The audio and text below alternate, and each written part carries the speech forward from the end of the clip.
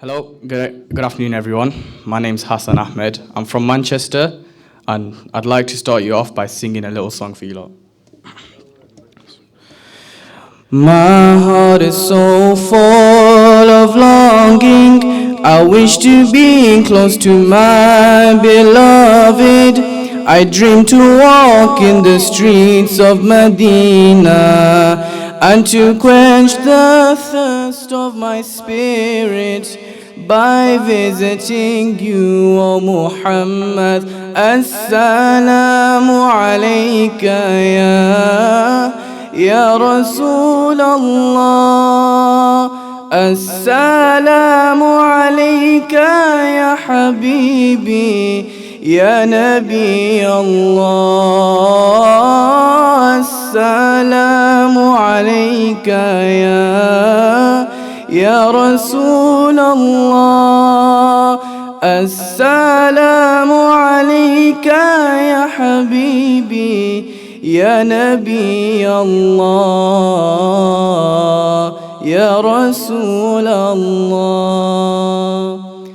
Left all my troubles and worries as I entered your mosque so gently. And as I finally stood there before you, I couldn't stop my tears from falling in your presence, O Muhammad. Assalamu alayka ya Rasul Allah. Assalamu alayka ya Habibi ya Nabi Allah. Assalamu alayka ya Rasul Allah. Assalamu alayka ya Habibi ya Nabi Allah, ya Rasul Allah. Oh Tyne, your breeze is so blessed. Indeed, it brought life back to my spirit. I left my heart with my beloved, sending blessings on Muhammad. Oh Tyne, your breeze is so blessed. Indeed, it brought life back to my spirit. I left my heart with my beloved, sending blessings on Muhammad. Assalamu alayka ya Rasul Allah. Assalamu alayka ya Habibi ya Nabi Allah. Assalamu alayka ya Rasul Allah.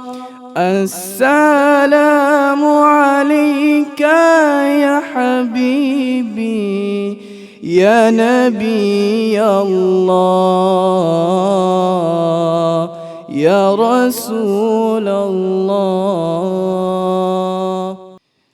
Never saddened are those that have reached your threshold. What joy they have. Never saddened are those that have reached your threshold. What joy they have. The sea of love has drowned them all. Oneness has come to claim them all. The sea of love has drowned them all. Oneness has come to claim them all. Welcome, O love, this heart is yours. Do as you please, each life is yours. Welcome, O love, this heart is yours, do as you please. Each life is yours, never saddened are those that have reached your threshold. What joy they have, never saddened are those that have reached your threshold. What joy they have.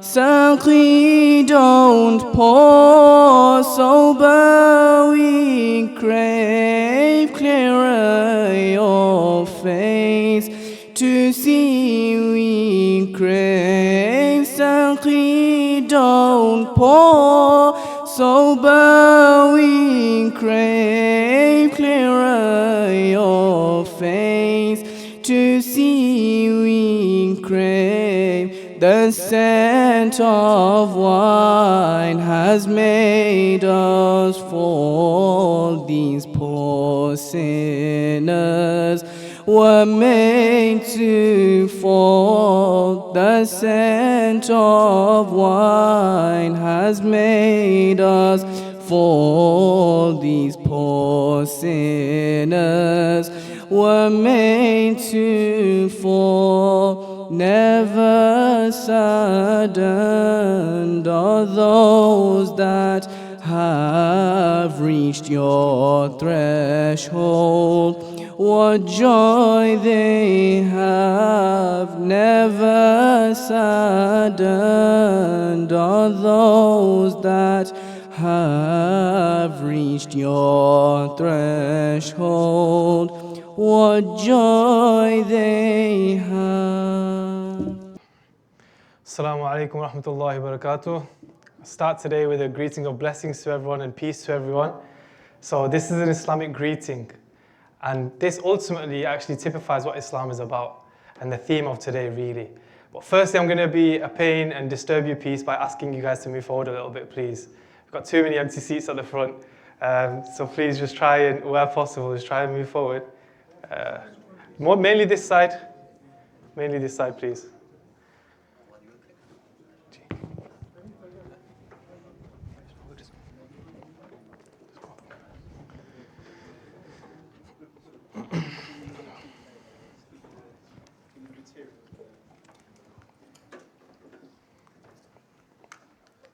Thank you very much, guys. Thank you very much.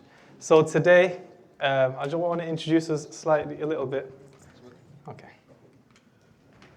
So we've come from Seek to Change. We're an organisation who goes up and down the UK, and we try to encourage mosques to open their doors, and let's break down some barriers. Let's get to understanding each other, and let's see where we can unite together. And I've done a couple of trips up to Newcastle in the past couple of weeks. I'm starting to feel like a bit of a Geordie myself. You guys are a bit more happier and joyous than I am. I'm trying to click onto it. You got sharp, witty banter, I think I've got. But I'm trying to click onto it a bit better. So thank you for joining us today. If anybody hasn't been on a tour of the mosque, we can take you afterwards. It is really a beautiful mosque. And our kind of message that we want to share with you today is a message of peace, of unity, and of how we can actually come together and agree on certain principles in life and actually unite on that, and let's make a positive change in our communities. Because at this moment in time, it seems this is needed now more than ever.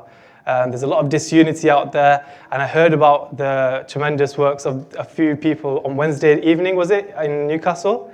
Was it 2,000 people attended? 3,000 people, wow. So look at that, that's a very strong stance of solidarity. So that shows how many good people you actually have within your town. And generally, a lot of the misconceptions are just that, misconceptions. The other side just don't understand truly. So I applaud you guys for coming in here today and coming to understand and learn about different faiths. And hopefully we can learn from each other as well. There will be food, and there's plenty of drinks at the back. If anybody needs anything, just please raise your hand if anybody needs to go to the bathroom. So I will introduce you to the man on my left, Mr. Sajid Hussain. He's an optometrist. He's actually come all the way from Woking this morning. So I mean, I think it was about a 5-6 hour drive. So he's made a fair bit of effort to get here. He's putting me to shame. We've come from Bolton and we were crying about it, so can't say much anymore. So yeah, he's an optometrist, entrepreneur, and he's actually very passionate about this kind of message of peace and how to deliver this message to the masses. So he's been very fundamental in the teachings and development of the teachings of how we can get this across to all people, regardless of race, religion, faith. And he's very much been integral in developing a mindfulness session. These teachings have been developed over a time, and they're very, very, very special. And we're actually going to do one session here today. So I do want you guys to very much look forward to this, because it can be life-changing for people, and you will taste something you've never experienced before. So that's Mr. Sajid Hussain, and myself, I'm from Bolton. I'm a pharmacist, and I'm also part of the leadership team, helping out with the development of certain materials and stuff. So but I'll pass you over to Brother Sajid now.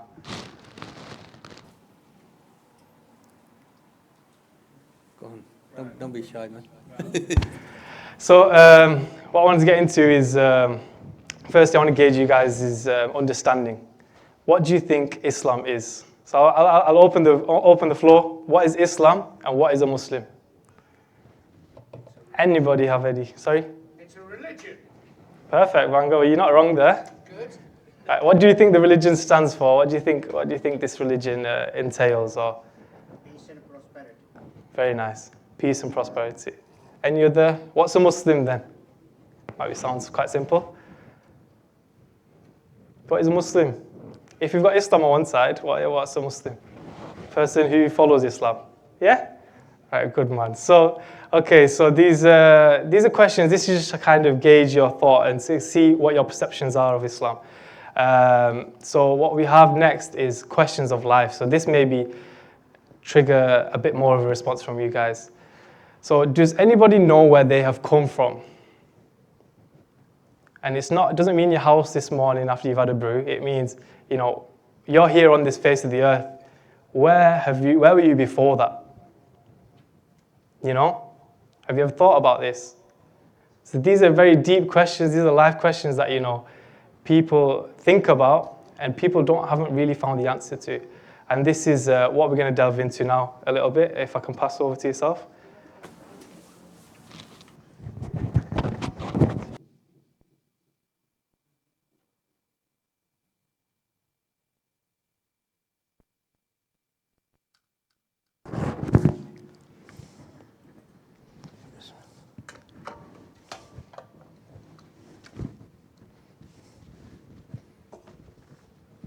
Bismillahirrahmanirrahim. Assalamu alaikum wa rahmatullahi wa barakatuh. Peace and blessings upon each and every one of you. Thank you for welcoming a southerner here. I hear everybody that's going to attend today are actually brave. Would you all agree? Going back to this slide here, I was going to make a joke about an optometrist, a pharmacist, and the Lord Mayor of Newcastle entering a mosque. But the mayor backed out. The former mayor is here. The former mayor. Where's the former mayor? Respect. Respect to the former mayor. And he's not even after any moats. Yeah. No. Well, listen, we're not getting into politics here, yeah? Yeah, leave that guy alone. Yeah, politics are happening later with Sister Yvonne Ridley. Am I right? That's fine. But I'm going to move on from that joke. The reason I'm making a point of that is not to pick at the mayor. Yeah, is basically we had this program organized well before these troubles. Yeah, some of the leadership team, they had videos sent from a town not far from here, Sutherland. All of these issues are happening, yeah? And I think the organizers were sending that to our team for them to back off. So we said, look, we made our intentions, we're coming. So the team here in Newcastle thought, well, hold a minute, if this southern softie is coming, yeah, we're not backing off. Yeah, obviously the southerners rule, as you know, London and everything. Yeah. But I am born in Blackburn, but I heard that doesn't give me kudos in Newcastle. Yeah, War of the Roses or something like this. Is that true? Yeah.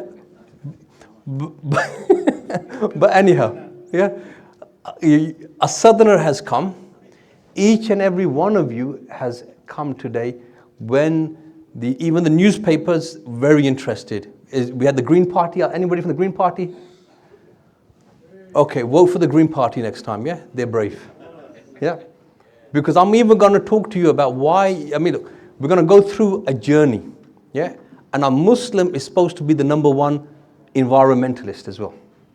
You understand why, yeah? You cannot be a Muslim without being an environmentalist. There's something else that we're going to unite on. But why are you brave? Yeah? Because you have people, you have society that's scared. Yeah?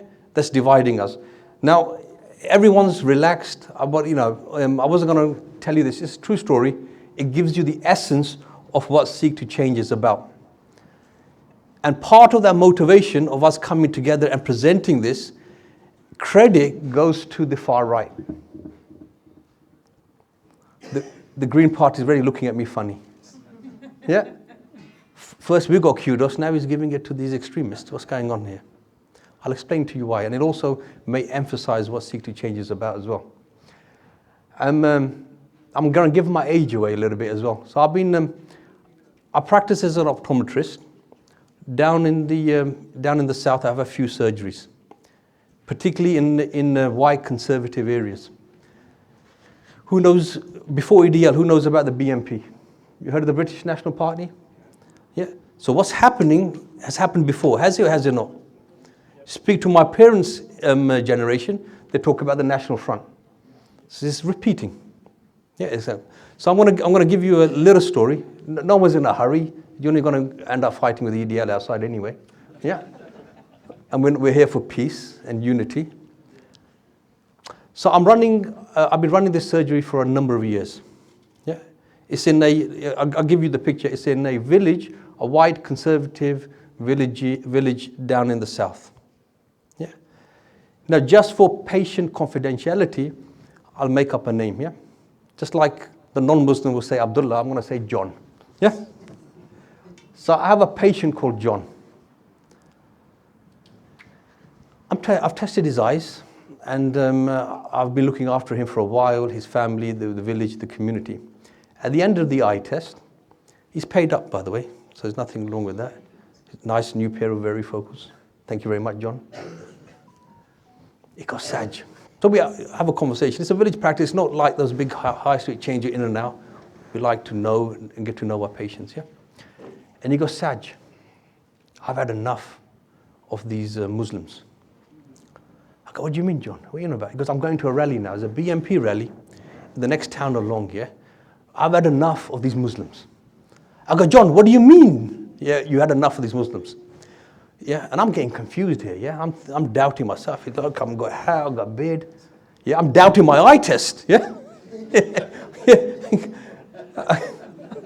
Thinking, well, hold on a minute, yeah? Let me explore this a bit further now, yeah? I go, John, what do you mean? I go, they're bringing in Sharia law. They're going to take over, Saj. We've got to do something about it. Now I'll put 20/20 vision here. What is going on? I go, John, you do know I'm a Muslim, don't you?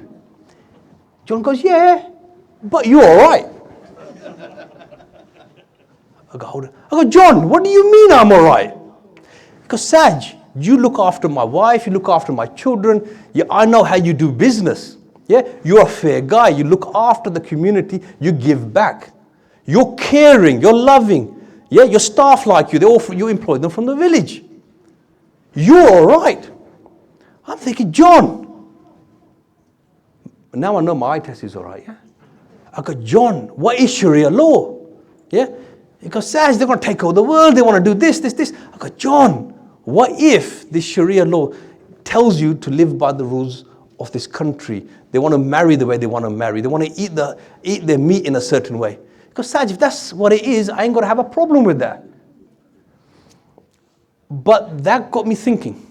This John here, and I'm saying to John, I'm not even being humble. Yeah? Now, John, listen to me very carefully, and I want you to go to the rally and tell them to get to know a Muslim. I'm telling you, John, whatever qualities you see in me, this is coming from you, not from me. You're saying I look after, I'm a productive member of society. I'm nice, I smile, I'm kind. Yeah? We're looking after your children. Your children are safe here. I'm telling you, John, whatever you see in good, I am the worst of the Muslims. You can't meet my brothers and sisters better than me. And I go, John, I'm not being humble. Yeah? I go, John. So it's got us thinking. So who agrees Islam has a PR problem? Yeah. It's this old age. Now you've got to remember, I'm probably the only Muslim in the village there. Yeah. And most of these don't even know any. They've never met. What they do know is from that little box, or what they've been told, please come in, welcome. Yeah. More brave warriors coming in. You're just coming in time. We're just about to take everyone's shahada and convert them to Islam. Yeah? So very welcome, yeah? You're joking, yeah? Wait till afterwards. No. So look, joking aside, yeah? This is the perception that they have. This is why you find that joke funny, right? This is the perception. Who are these Muslims? What are they all about? Now he's seeing, so we know what our teachings are. So okay, these days we live in a world where information and knowledge is easily accessible. Google, ChatGPT. What isn't easily accessible is getting to know each other and how we can all help each other with transformational change. So seek to change here is what we're going to be talking about is get to know a Muslim from what is their purpose, why are they here, what do they believe in. I'm not going to go into the 5 pillars. You can get that from anywhere. We're going to approach this in a different way.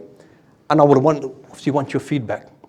But how are we going to approach this? I want you to understand the beliefs and the life journey of a Muslim and what they believe in and the mission that they have here on this planet Earth. Is it to take over and convert everybody? Is it to force people to do things that you hear in the media? What are these Muslims, as John would tell, all about? So I'm going to go on another story, another little journey. These questions that Hafiz Hamad has posed, how we answer them. Would you agree these are big life questions? Who am I? Where have I come from? Where am I going? Why do bad things happen? If there's a God, why does He allow these things to happen? Are these big questions? Yes or no? Yeah, I heard the Geordies had a little bit of pump. Yeah, you sound like you're half asleep, man. Huh? But that's my fault. But anyway, let's carry on. Okay, listen, I'm going to go on a journey now, yeah? A journey of man. One thing that we believe in is we're going to go beyond our borders, how a Muslim views life, how he unites. And then we're going to say, how can we all unite without forcing religion on anybody? What can we unite on? Without forcing our particular views, are there certain things that we can unite on? Or are we going to focus on debates and what separates us? So we're going to go beyond the north and south divide. Because half the issue is immigration here. Half the issue is someone's taking my jobs. Someone's different, the color, the look, what values that they have. But we're going to go beyond that. So there's a story. So have a look at this presentation here. I'm going to take you back in time. So if you ask, where are your ancestors from? Yeah, some here who may say they're originally from Scotland, originally from Italy, Pakistan, Bangladesh. But I want to go beyond that. Beyond that. So I'm going to go through the journey of how a Muslim, what their belief system is, and how they anchor themselves on this planet Earth. So we have to go back to the beginning. Does a Muslim believe in a creator? Not a trick question. Yeah, that's one of the fundamental beliefs. Yeah. So what a Muslim believes, what we believe, yeah, that we are a spirit. Yeah, inside all of us, it could be you could see it as a consciousness, yeah? The real you, the bit that has the power to do good or bad. And we have a journey of that. Where did that power come from? So I want to take you back in time. There was a time, don't worry, I'm not going to put you to sleep, in a bedtime story. But once upon a time, long, long time ago, right at the beginning here, there's only divine peace and love. That's how we view our Creator. There was just, whatever word you want to use, just Allah, God, the Creator, and all His divine attributes of peace and love. The most loving, the most caring, the most just. So there was a time then there was nothing. Just God and His qualities. Yeah? Now out of love, this is our belief. Out of love of wanting to be known and share His qualities, He created all of creation. Heavens, earth, men, angels, all the spirits of creation were created. So I'm going to be high level summarizing here, yeah? Then there was a time, so coming over to, see the marker? There's a time there was nothing, just the Creator, love and peace and all of His qualities. Then all of the spirits were created, heavens, earth, animals. Then all the spirits were gathered together. So we believe in a Creator who is so loving, so wanting to give, sharing. He wanted to give one more thing that He hasn't given. So those who believe, hands up here if you believe in a God, just so I've got an idea. Yeah, Creator, that's fine. That's fine. So He brought everybody together, and He's so loving and so clear in the belief of a Muslim that He wanted to give them something that He hasn't given anybody. And He gave that choice to everybody. I'm going to give you a trust. I'm going to give you a power that I haven't given to anybody just yet. But the condition is you look after this. And if you look after this, I will reward you like none other. So only from the Muslim belief, only 2 creation accepted this. The angel says no. Yeah, we want to worship you as you are. When you command, we do. The humans and another creation accepted that. And what is that power? For us, the Creator can do as He wills. What that power was, free will. To worship your Creator, to obey your Creator with your own free will. That's our belief. So we accepted that trust. Now, we've said to the Creator, give us that power and we want to love you and worship you and glorify you with our own free will. So we've claimed that loyalty, if you like. What's the roughest, I'll give you another way to explain this. What's the roughest area in Newcastle? What's that? Pike End.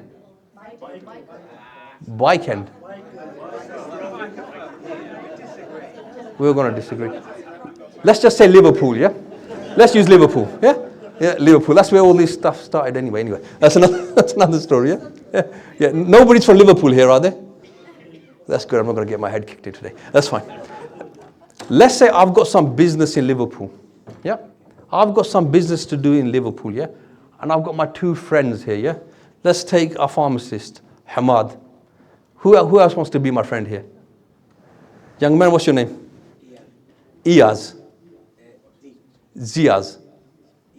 Diaz, yeah? Iyaz, yeah? John, yeah? John. Yeah, that's right. Yeah, good thing I'm a brown, I'll be classed as a racist right now, yeah? That's fine.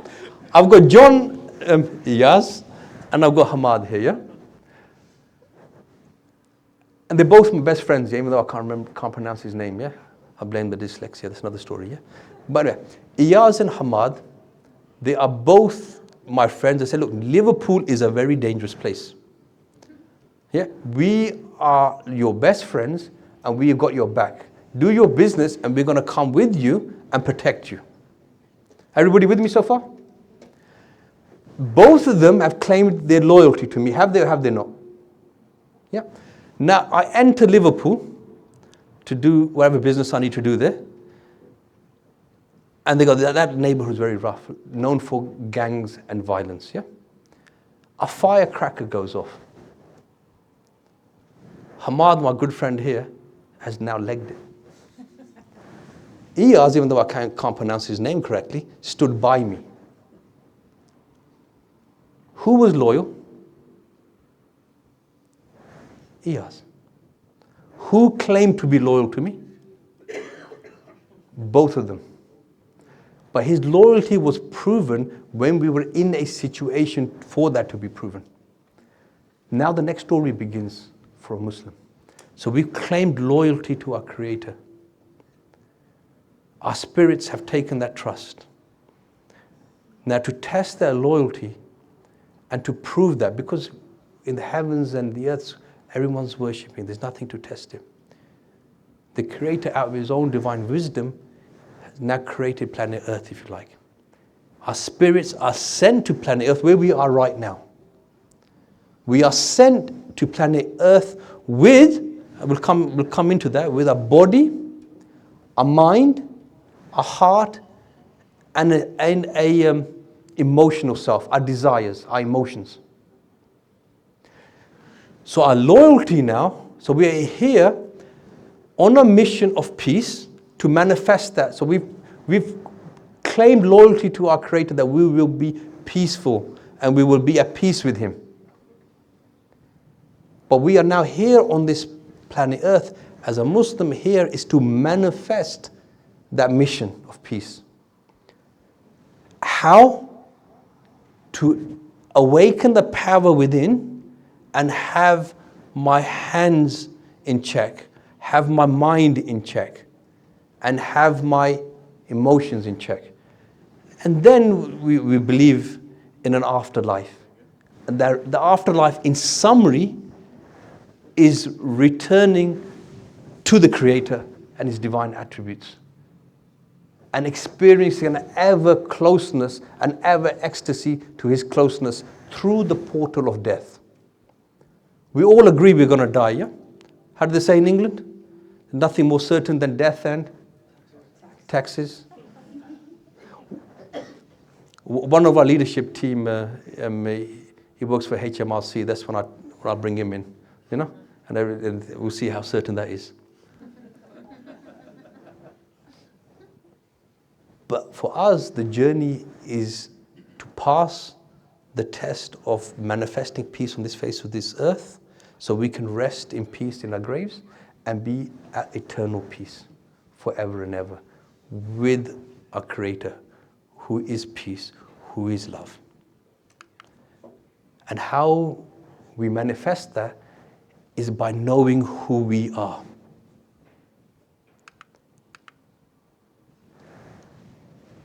A body is a trust upon us. Whether you are black, brown, slim and strong like me. Who laughed? Yeah? That's fine. Whatever color, shape you are, yeah? That's entrusted upon you. Your mind, entrusted upon you. Your heart, your moral values, entrusted upon you. Your emotional self, soul. The real you is a spirit.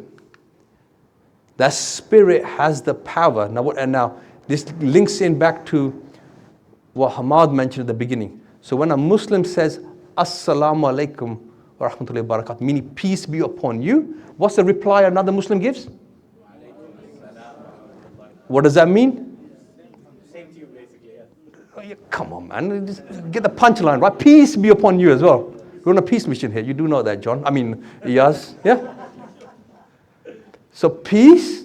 So what we are saying, we're being mindful. When I say peace be upon you, I'm saying to you as a Muslim, I'm reminding myself the mission that the Creator, the God Almighty, sent me on the face of this earth. From me, you are at peace with my hand. What are your names? Green peas, don't want to judge you. Lester and Lucy, yeah? That's easy, isn't it? Yeah, to remember, yeah? John and Jane, yeah? That's fine. Yeah, Lester and Lucy, yeah? So when I'm saying peace be upon you, I'm telling you from my hand, you are not going to get harmed. I'm not going to take, I'm going to be giving. From my mind, I'm going to think good of you. I'm not going to judge you. I'm not going to judge. I'm not going to judge what chain you're wearing. Yeah, even though I just have now, Lisa. Yeah, Leicester. Yeah. From my heart, I'm going to give you love. I'm not going to be jealous of you. I'm not going to show you hatred. My emotions are going to be in check. Even if you look at me funny, like Leicester is right now, yeah, I'm going to keep my emotions in check. I have got the power because our Creator has given me the power to keep all these 4 elements in check. Number 1 is keeping it in check. Number 2 is we're not here just to keep in check. We're here to transform. And you return, you throw stones at me, my job is to throw flowers back at you. Now you can now, giving you a power to keep every Muslim accountable as well. Yeah, this is the way how we're trying to educate ourselves and each other in action. This is the mission of a Muslim. Is a representative of the Creator and all His love, peace, and attributes of generosity, giving, being a productive member of society, wherever the Creator has planted him, whether it be the USA, Pakistan, Italy, Newcastle, even Sutherland. Now, how can we unite on this? Whether you believe in a Creator or you believe in a purpose or not, how can we unite? How can we not divide?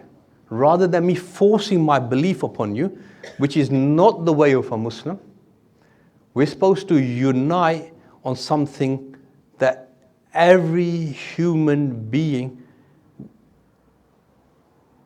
has. Whether you call it a spirit, we all know we've got a consciousness, yes or no? That consciousness tells you, does someone need to teach you that murder is bad? What's another word? A little voice inside me tells me what's good or bad. I've got a 1-year-old daughter. When she's about to do something naughty, she gives me that look. And she messes that table up. Then she runs. Now where does that come from? There's that innate consciousness, the innate, what we call a fitra, a voice inside you that tells you if something is good or bad.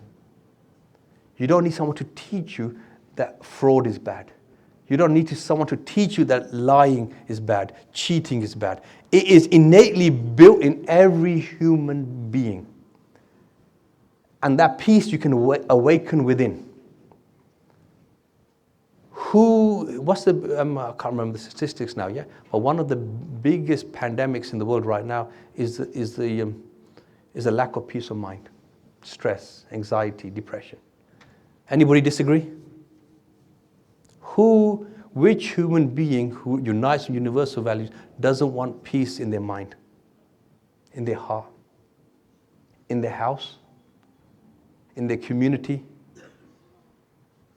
in their country, in the whole world? Now you know that every Muslim is here to be an ambassador of peace. We also, anybody disagree with me about uniting on peace?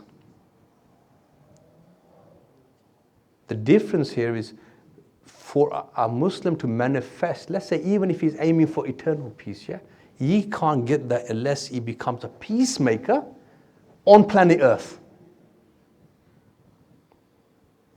Now when the whole community understands this and we all unite together on a transformational program of peace, we can unite together.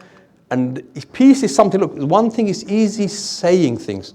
The unique thing that we're trying to do, and I'll get Hafiz Amal to talk about the roadmap, is put each and every one of us, you don't need to be a Muslim or any faith or no faith here, we can work together on a program to build peace within ourselves.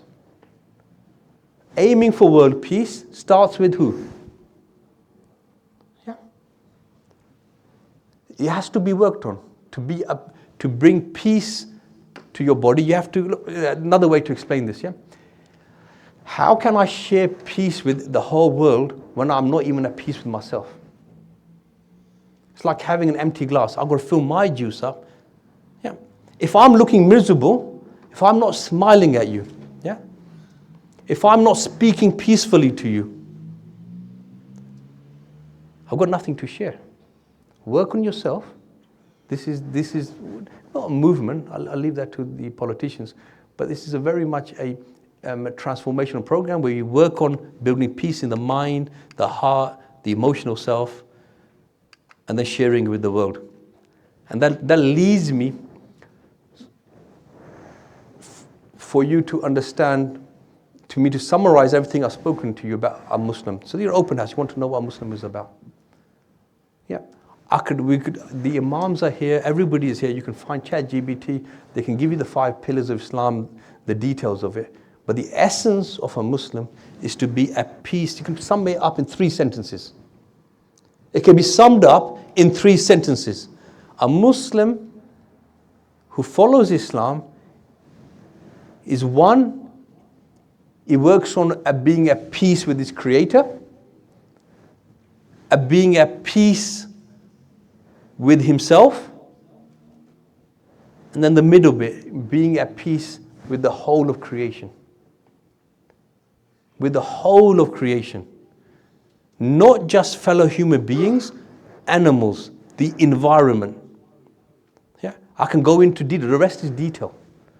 The tradition will tell you the detail about wasting resources, animal care, environmental. That's why I'm coming back to the Greenpeace. Thank you for coming. Your members now should increase with Muslims now. If it doesn't, you remind them about this. Peace with the Creator, peace with oneself. Third thing, sharing that peace with the whole world.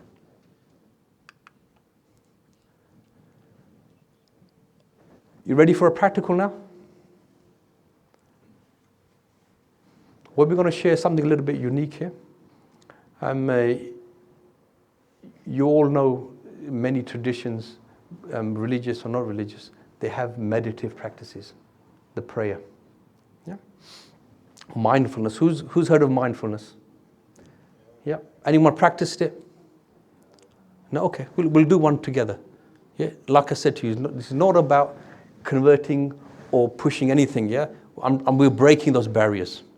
This is about uniting and sharing a fundamental practice that's universal, that we can bring some peace in, and giving you access to our transformational program, which we are sharing around the world. Just come back from Barcelona, Denmark, California next month. British Isles that we're working on with the teams. There's 3 secrets that we call to peace. Number 1 is mindfulness. We'll go through it and we'll do this practically.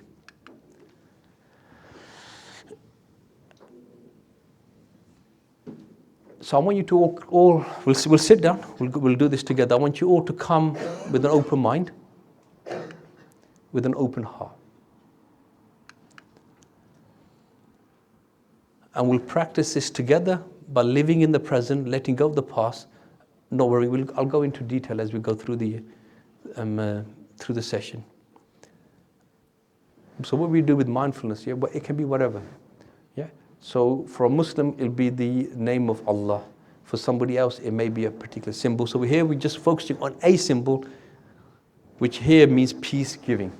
So just focusing on peace giving. So receiving peace from a light, a source, whether you believe or don't believe, yeah? Come with an open mind. This is not about belief. This is about, you know what? I want to focus on myself first.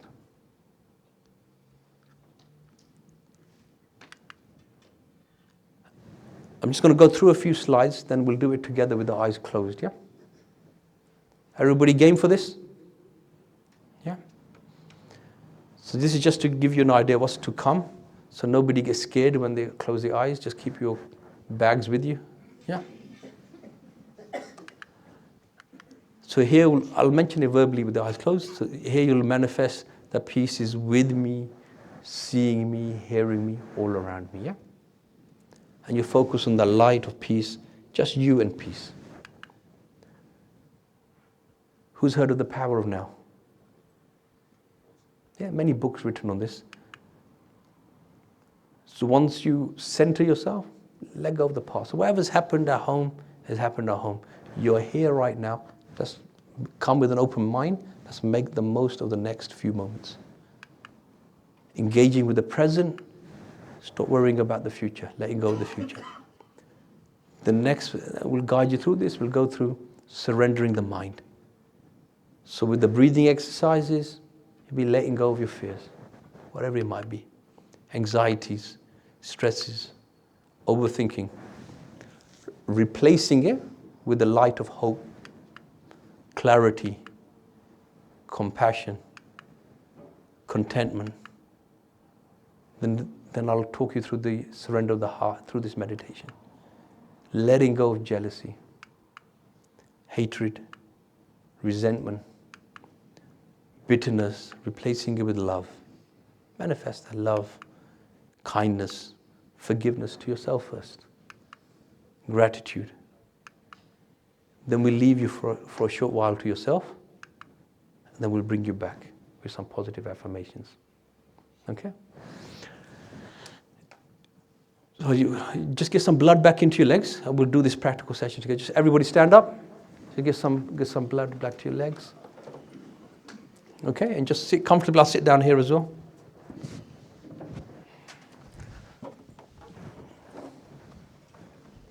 Okay, take a seat now.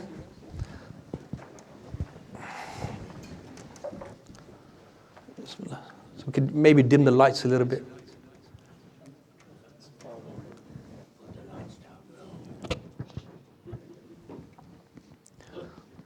I can hear the mayor very loud, yeah?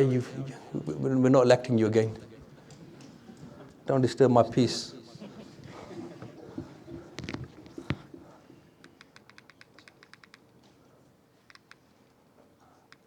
Okay.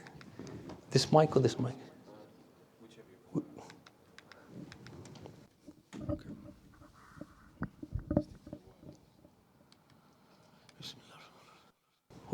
Okay. So just for a moment now, can everybody hear me clearly?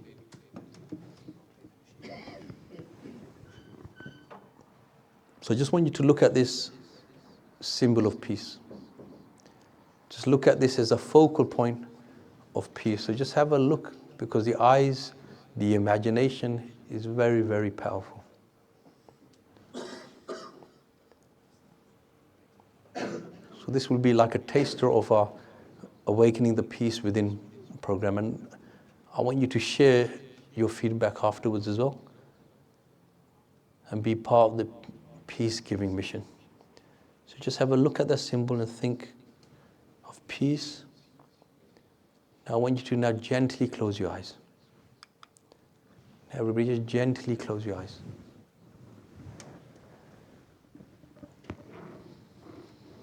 Imagine that symbol of peace, or just think about it. If you can't imagine it exactly, it doesn't matter. Just think of a focal point of light, of peace above your heads.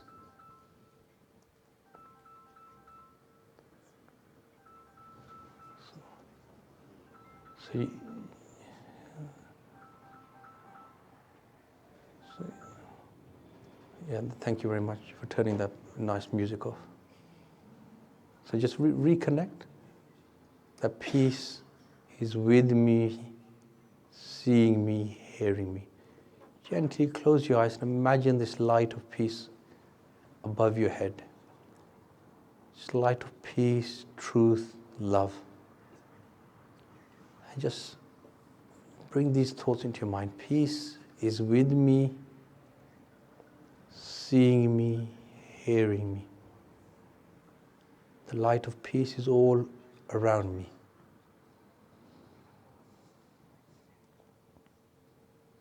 And just gently focus on your breathing if you can. Just gently breathe in through your nose. And breathe out from your mouth. As you breathe in through your nose, imagine from the light of peace is falling upon you like a waterfall. Beautiful, soothing light. As it falls upon you, it enters your mind As you breathe in, down to your heart. And as you breathe out, just letting go. Just repeat that. And as you breathe in, just let the light of peace fill your whole body. To the tip of your toes, tip of your fingers.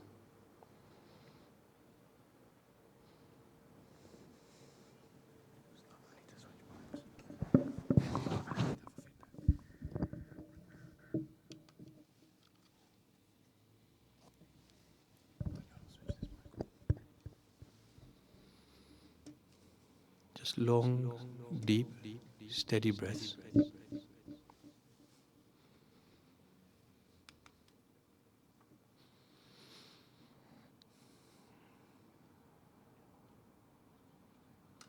Just as you focus on your breathing, when you breathe out, just let go of the past. Just engage with this present moment. Whatever's happened. Whatever's to come is to come.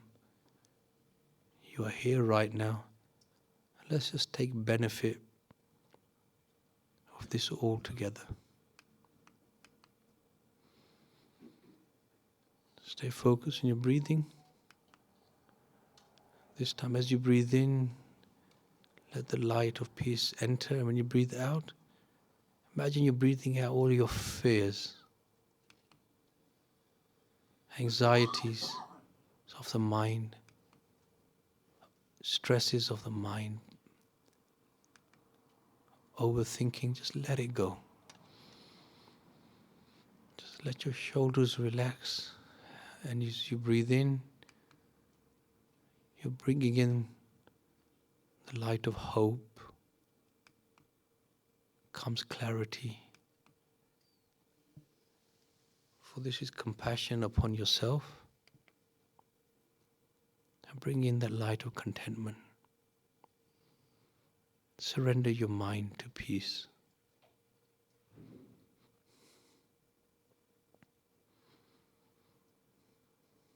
In long, deep, steady breaths.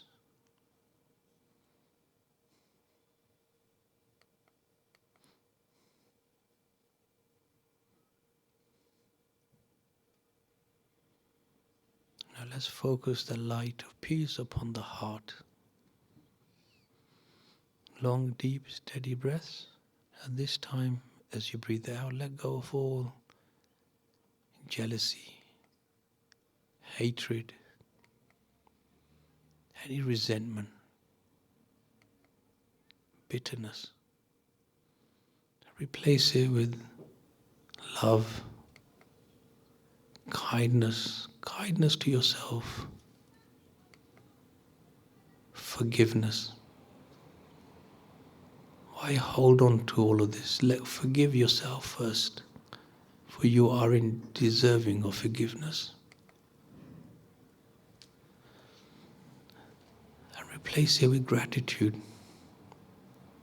Anything that comes to mind that you're grateful for, whether it be the breath of air that you can take, your family, your animals, anything. Manifest gratitude in the heart.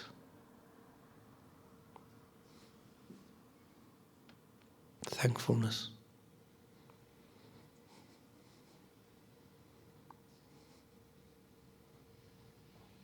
How blessed are we to even be able to sit here, all different backgrounds, faiths, colors, beliefs.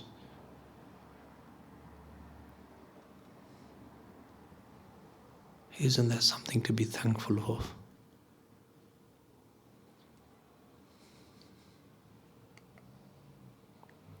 Now I'm just going to go silent. There may be a little bit of music in the background, but just you and peace now. Just focus on your breathing.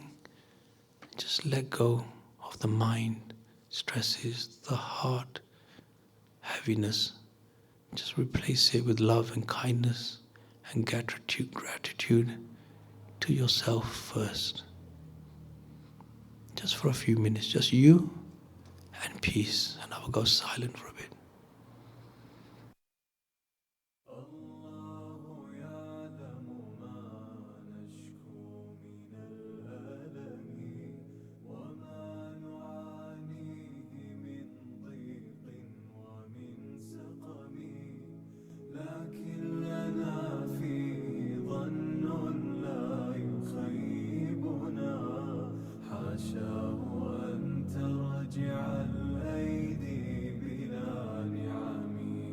كم جاد من فضله قبل السؤال وكم أعطى وأغنى بمحض الجود والكرم الله يعلم ما نشكو من الألم وما نعانيه من ضيق ومن سقم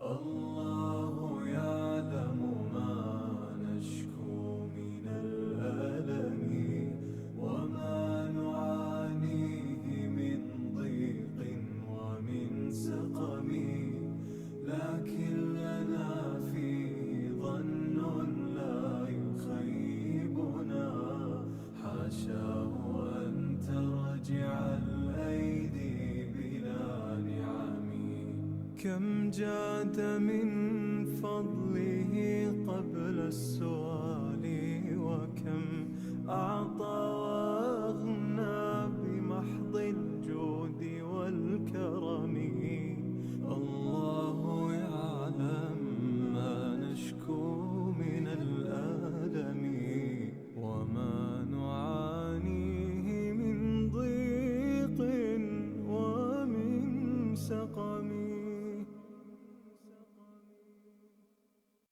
الله يعلم ما نشكو من الألم وما نعانيه من ضيق ومن سقم لكن لنا فيه ظن لا يخيبنا حاشاه أن ترجع الأيدي بلا نعم كم جاد من فضله قبل السؤال وكم أعطى وأغنى بمحض الجود والكرم الله يعلم ما نشكو من الألم وما نعانيه من ضيق ومن سقم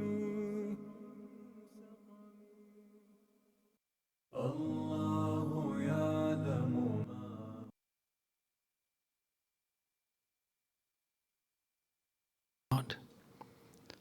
I am at peace with myself and the world.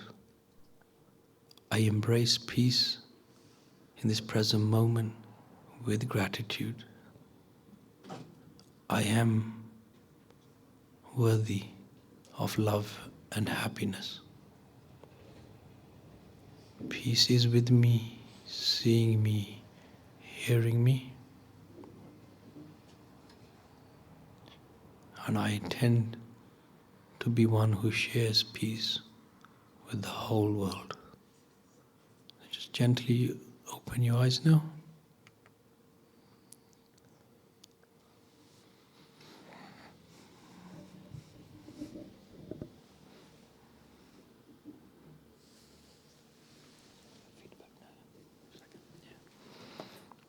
So now, this is where we keep it interactive, and we want to hear from you. And I'll pass over to Hafiz Hamad, who will now take some feedback and on this meditation, and then we're nearly the end of our presentation.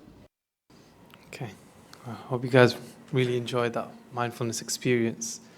These are teachings that have been developed for a long time now, and we really do hope you had a great experience, and we'd love to hear about your experience. Yeah, thank you. Turn the lights back on.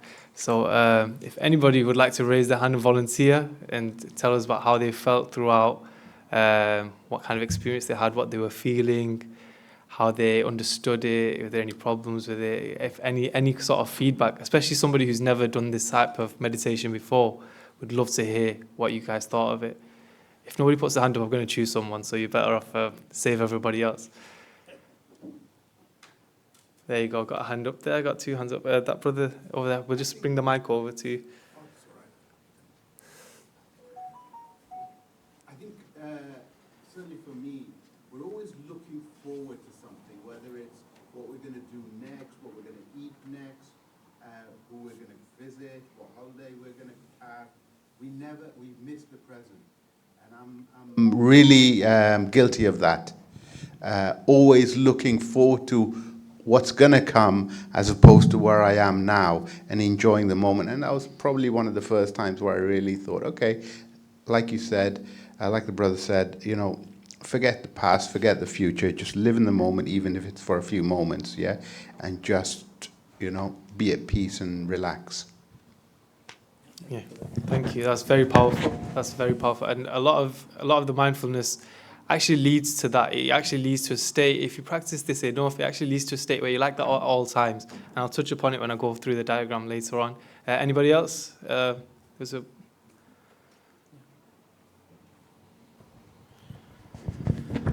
Assalamu alaikum. Can you say your name and where you're from, please? My name is Iftikhar Khan and I'm from Newcastle. Okay.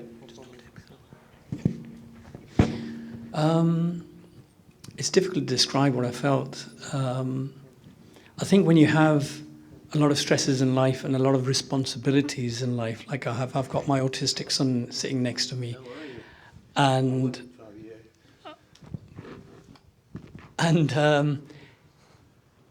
when you talk about mindfulness, I did feel for moments as if I was disassociated with everything around me, just thinking about nothing really, but just resting my mind. But at the same time, I have to be mindful of my son as well, to make sure that he's okay, that he's not disturbing anybody, that he's not sort of disturbing the peace around him. So mindfulness is a bit of a complicated thing for me, in the sense that mindfulness has another meaning for me. I have to be mindful of my responsibilities.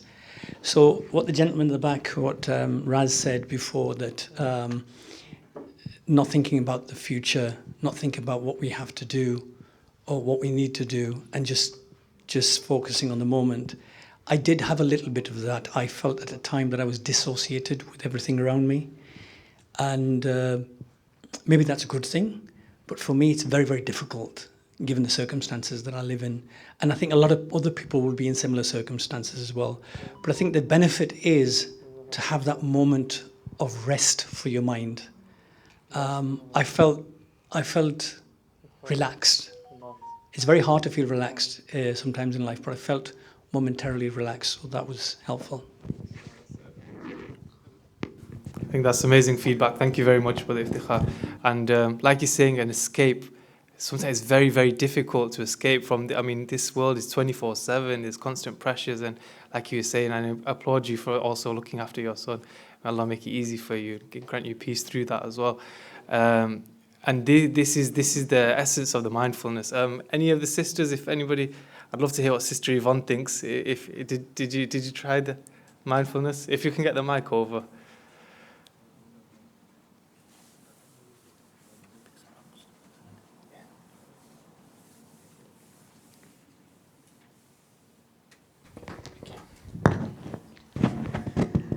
I was just wondering what the effect would be if you'd just done this with the 30 EDL supporters who turned up in Newcastle Centre. I'm sure that they would have really enjoyed the experience.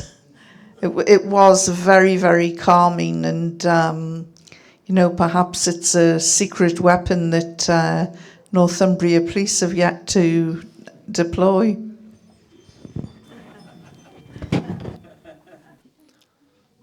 Yeah, Sister Yvonne, thank you for that. And Joking aside, this is the from a Muslim point of view,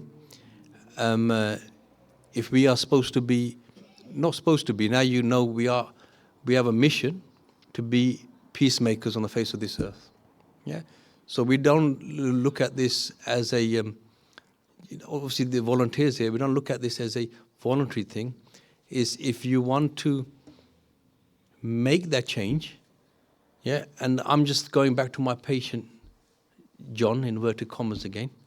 Yeah, John's a good person, but he has a certain perception. So the idea here is to how we can change that perception.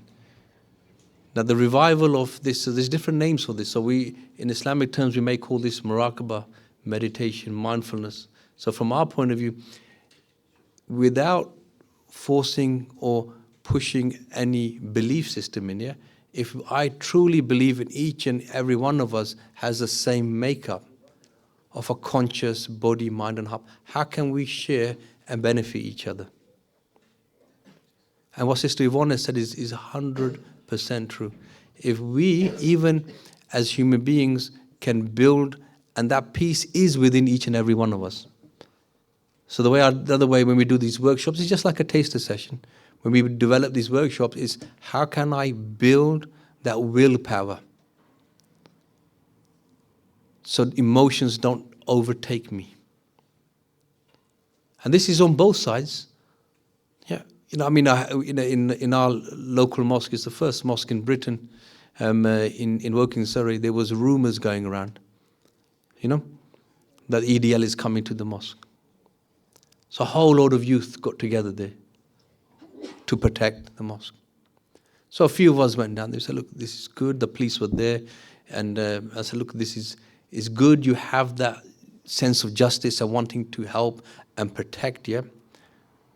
But your role as a Muslim isn't to be a protector of peace just the one day. You've got the ability to go on. So for the youth, we have an ambassador of peace program, where through mindfulness and through these teachings, we're also training them to become a representative of peace.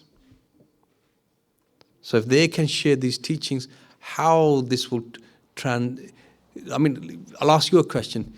Has anybody viewed Muslims or Islam the way we presented it today before? No hands up. One or two, yeah. Yeah, but you're Muslim. I'm talking about the non-Muslims here. Yeah.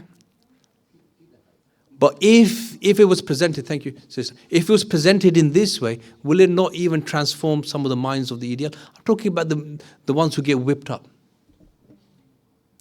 Would it not change the perception of others?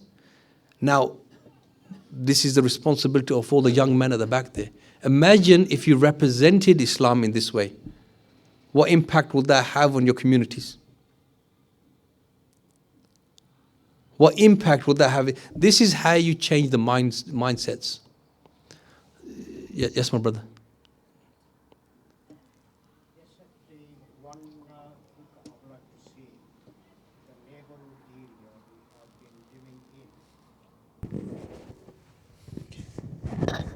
As a Muslim, I feel that it is my great responsibility to create a peace and prosperity in this area. We have to look after our neighbors, irrespective of their color, culture, race, and religion. This is mentioned in our Quran Pak. So I think it's important we have to think positive and be friendly with everybody. And if anybody needs our help, we should more than welcome them to come to us, and we should help them. But at the same time,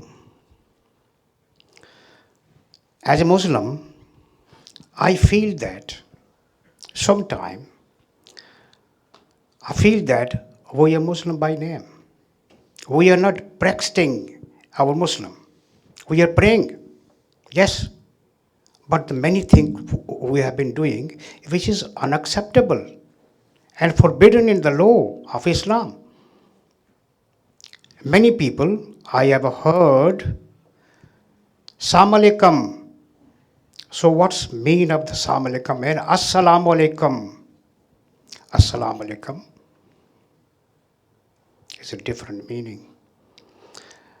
So what do you think, how we can change this reality to become a good Muslim and create peace and prosperity wherever the neighborhood we are living in? And at the same time, Islam said very clearly, the country you have been living in, you have to faithful with your country, is your country. You have to do something for your country. You have to work voluntarily for your countries. Like magistrates here, who are volunteers. How many of us devoting our times? And we have to do that. This is my view. Thank you.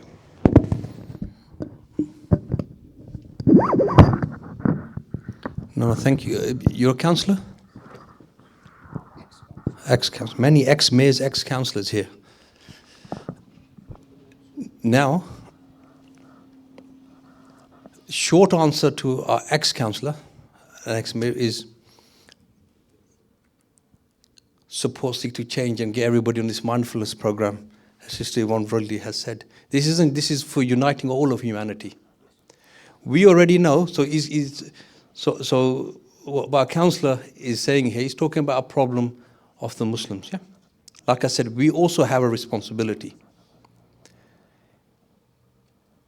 So where is this remarkable mindfulness going? Is every time. How do we start off?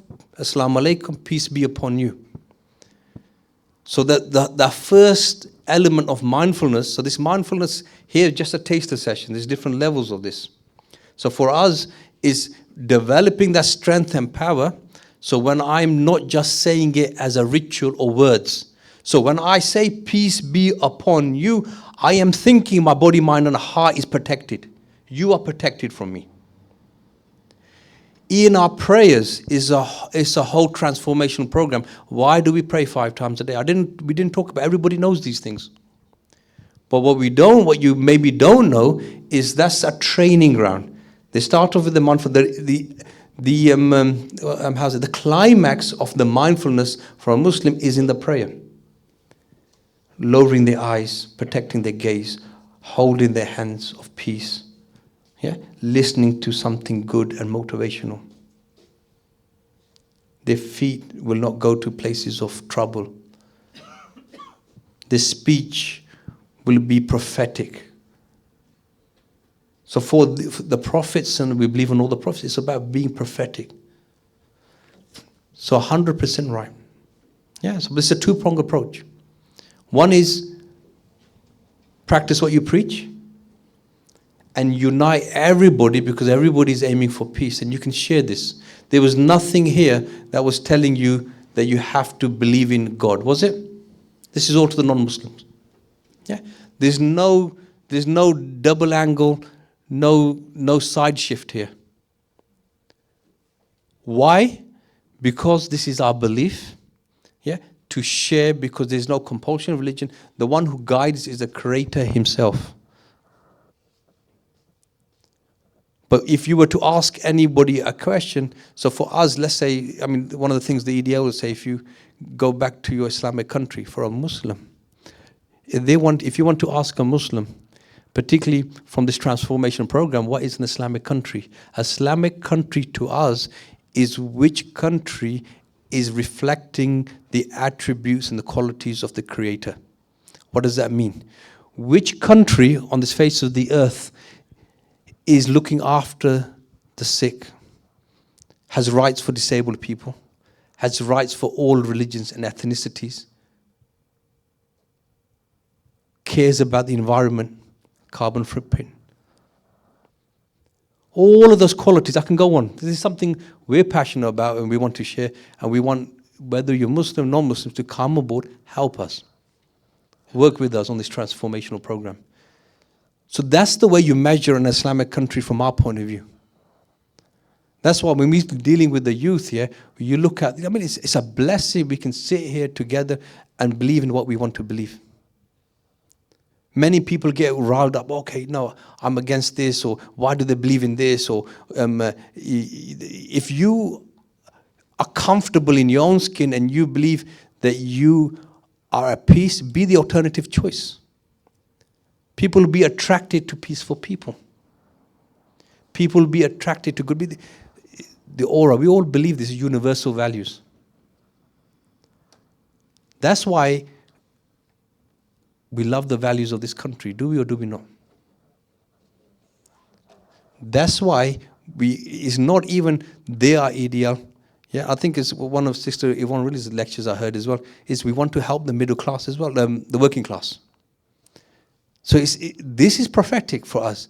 Bring them in, let them educate. Yes, you are going to get troublemakers in every side. Are you not? But let's you and me become ambassadors of peace. Now, this is just a taster. I'm just going to the transformation. Who found the mindfulness meditation peaceful? Everybody, yeah. Now, it doesn't just stop there. This isn't a just one-stop thing. Okay, what's this? I said there's 3 steps or 3 secrets, yeah. One is energizing. Think of your consciousness as a battery, energizing that peace within. Then you preserve. How do you preserve whatever bit of energy or peace you have? Is refrain from negative interactions. Give out positivity. So I won't go through this, the whole workshop we do, but just we start off like, who's heard of the concept of how to eat an elephant? Nobody's heard of that? Take the first bite. Fantastic. What's your name, sister? Joni, yeah. She knows more about Islam than we do. Huh? Because that's exactly what it is. What Islam is, take one small step. Yeah. You want world peace, yeah, because that's the mission you've been sent off, because you don't be hopeless. You break an elephant up in pieces. I'm not saying get an elephant and cut it up, yeah, before you make this viral. Yeah. But bit by bit, yeah, just the camera's not on that sister. She's the one that said it, not me. Yeah. Cut it up to pieces, bit by bit, one step at a time. So what we focus on here is beautifying your tongue. The old saying sticks. So one thing is practice is mindfulness for 5-10 minutes every day. And let's focus on one part of what I've got control of. And one of the most powerful things that you have is your tongue. You heard the old saying, sticks and stones may break my bones, but names will never hurt me. So untrue. That tongue can do a lot of damage. But it can do a lot of positivity. However, if you've got nothing good to say, just shut up. First thing, keep it shut. Until you build yourself up and you can give out positivity. If you've got nothing good to say, keep your mouth shut. Simple as that. The third secret, repeat. So this goes into mind sciences now, yeah? This goes into mind sciences, yeah? Because if we become ritualistic about something, we forgot the essence of it. Practice the mindfulness so it translates into your prayers, it translates into your day-to-day interactions. Control your tongue. It's going to be difficult at the beginning, but they say after 30 days it becomes a habit. So we have programs of taking the conscious to the subconscious, because it's the habits that maketh the character. But I'm not going to go into detail, but just give you a taste of the workshops that we do. 3 keys to unlock the inner peace: surrender, mindfulness. You have to pause, think, build that energy up. Life is moving so fast. It's going to give you peace of mind. It's going to give you peace of heart. We give you a 30-day challenge. Muslim or non-Muslim, trial it out. beautify your speech, preserve. 30-day challenge, repeat, repeat, repeat. So whoever's interested, we can share these habit making, habit breaking sheets. And it's a roadmap to peace. I have some other, check, I said I'll keep it to an hour. We're coming up to an hour. So behind me, afterwards, you can look at this. So this is just telling you there's a whole program on how to establish peace on the face of this earth. This is for everybody. Yeah? So this isn't a let's all come together and hold hands and take a picture and we all united for peace. What we are trying to do here is there is an actual program on how to establish peace for everybody. Yeah, and it starts with the conditions. Have a look at this mountain diagram. This is a whole program. At the foundations, the beginning of it is this 30-day challenge. Young man, John has a question. It's just, I think, Allah A'lam. Yeah. Allah knows best. Once we have non-Muslims amongst us, I think a more effective way might be to explain. Thank you. Okay. Is to explain certain Muslim thought processes. So, because as you mentioned initially, we have a PR problem. So, combat PR problem, you need to give good explanations. So, for example, Muslims do stand for peace, but we need to explain why we stand for peace. Like one of the ways that might be helpful is to explain that we believe that we all share the same God. And we share the same ancestry. We all came from Adam and Eve. In a Muslim's mindset, we're all brothers and sisters. Hence, what I wish for myself, I wish for my brother and sister. I wish heaven for myself, I wish heaven for my brother and sister. So Muslims don't hate non-Muslims. Basically also, like the idea that we just want to convert people by force and so on and so forth. Again, in the Quran itself, it's mentioned that we're here to deliver the message. There's no compulsion in religion. You provide information, humans have free will, they weigh information, they make their own decisions. But to make an informed decision, you need the information and you need the consequence of what the choice you make will lead to. And then whatever you're happy with, you're happy with. Yeah. Because every soul that came into existence is a soul that God gave them a choice. To be created, be tested, and if you pass the test, you get heaven. If you fail the test, you go to hell. Do you accept this agreement, this covenant? If you said, and anyone who's alive right now has accepted this trade deal. So similarly to how when we're hungry, we seek food, how we have physical needs, emotional needs, spiritual needs. We need to seek out the fulfillment of our needs. And in terms of spirituality, we need to seek out religious knowledge and spiritual knowledge, so on and so forth. And when we come to the meditation exercise, why not also add Muslim-specific things like gratitude, like the explanation of قَدَّرَ اللَّهُ وَمَا شَاءَ فَعَلَ, that this has been preordained and destined. I will be patient through this for the reward and to please my Creator. Or, for example, إِنَّ لِلَّهِ وَإِنَّ إِلَيْهِ رَاجِعُونَ. I am not the true owner of what I have. It all came from God and it will all return to God. I am grateful for the time I was able to enjoy this blessing.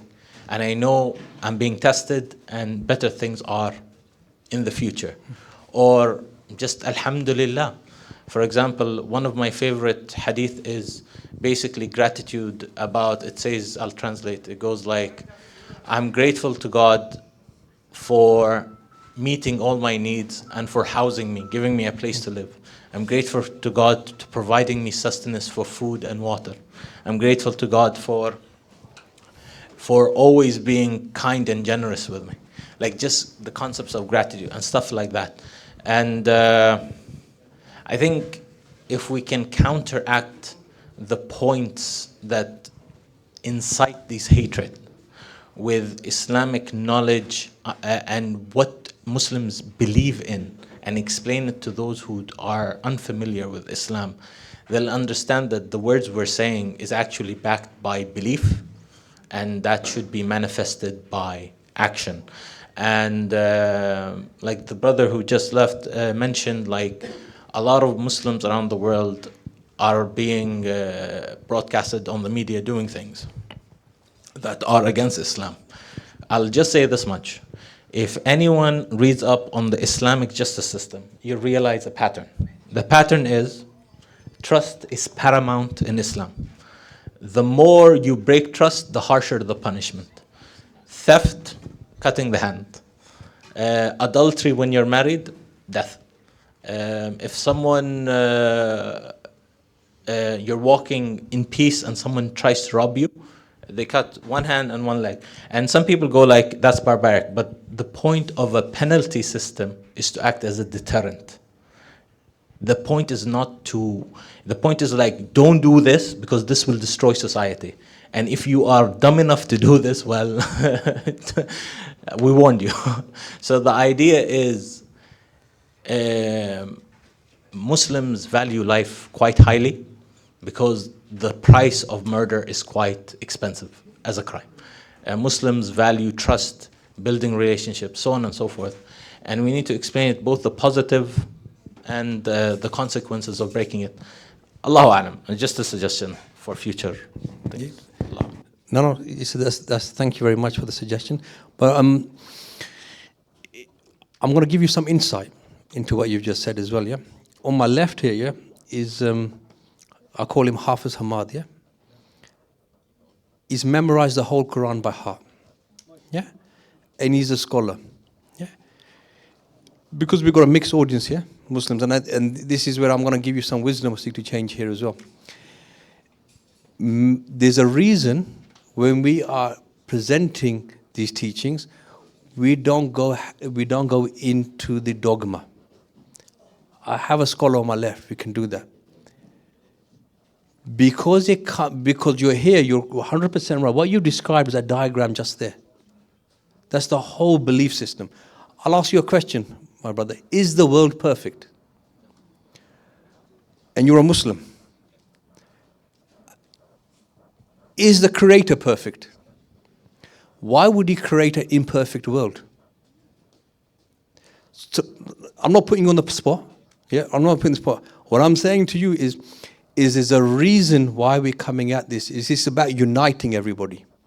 Yeah, when we do the ambassadors of peace, we'll come for the scriptures for this. This is not because we're not here to force belief on anybody, but it's to help you to understand this. So if this diagram here, this explains to you that the world is perfect.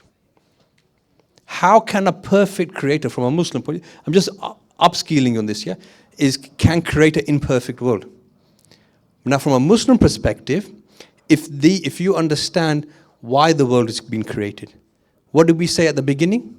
It's the perfect testing ground. So for a Muslim's belief, as the brother is saying, is perfect for the purpose it's been created. Because we are here, my brother, to be tested with our body, mind and heart. Doesn't matter if anybody swears at you, does anything, for you and me, it's a test. I am not in control if you come and swear at me right now. But I am in control how I react to you.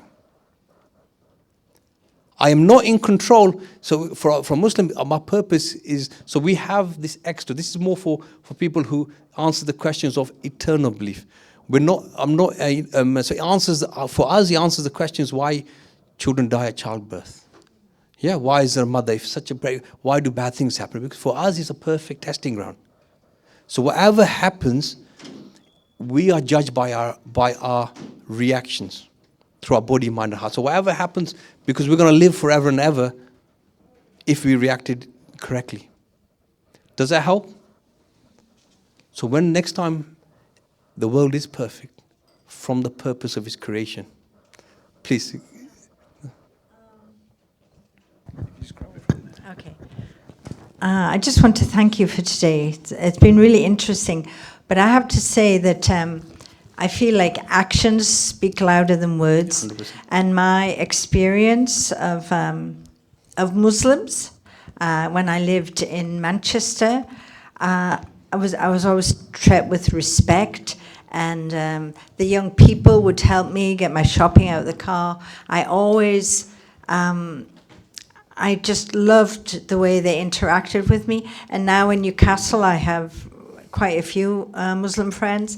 And I like it that first your home belongs to God, then belongs to the stranger, then belongs to you. So I know I'll always be greeted at any Muslim household and be made welcome. And I think that that's a marvelous gift to the world that you all have to give. So keep that up. No, thank you very much. Yeah, thank you very much. Yeah. I mean, that's a beautiful example of joining our Ambassadors of Peace program. Become the example. And for us, sister, the example of the Prophet, for 40 years, they didn't talk about the Creator. Yeah, they gave the example so for us, what we're doing here is so they can taste Islam. If Islam is peace, you draw people's hearts closer when they experience peace from you. That's beautifully explained.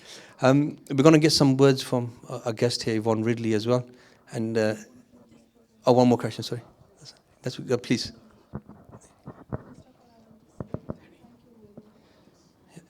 Not working. It is working now. Oh, yeah. First of all, I want to say thank you very much. Thank you very much, especially for one of my habits. I was in a habit, if I make a mistake, I keep regretting myself, and I don't like to forgive myself. I just doing, oh my God, I made a mistake. And that's the biggest stress in my life. And thank you. I hope I'll be able to forgive myself now, from now to onward. Thank you. Thank you for sharing that, and that's deep. And that's when we do these collective mindfulness sessions, it brings out the love. And when people share that, what you've been brave enough to share, it resonates with a lot of people. Yeah. Yeah. No, thank you. But if I tell you this is just a preparation level of our mindfulness that seek to change, yeah, there's a whole load more to come. Yeah. No.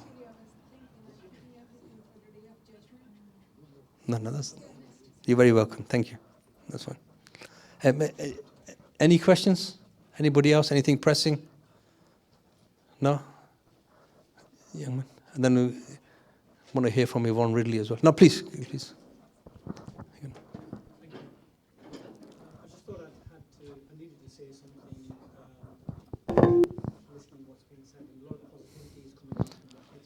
Just wait for the mic.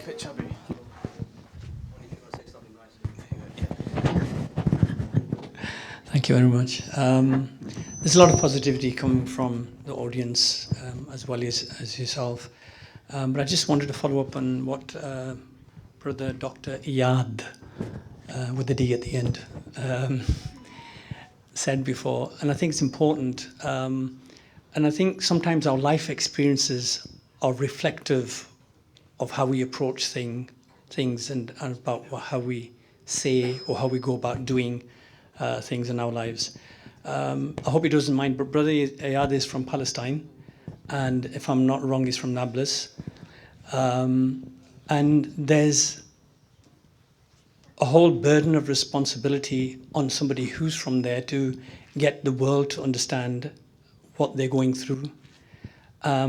It's good that we have this opportunity here to learn about mindfulness, but I'll go back to what I said. We have to be mindful about our realities, and everybody is at a different starting point. Everybody has a different beginning. Some people have some understanding, basic understanding. Some people have more than others. And in respect of that, I think we need to give people the space to start their journey at whatever point they're at. That's all I wanted to say.